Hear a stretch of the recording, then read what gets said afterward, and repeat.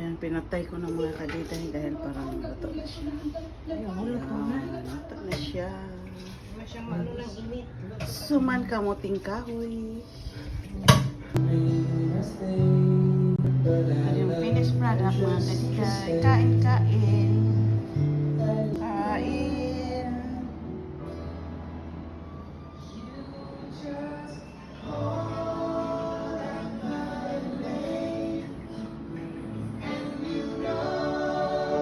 Pala yun yung ginagawa nilang yung for a while na lang. Click. Sarap.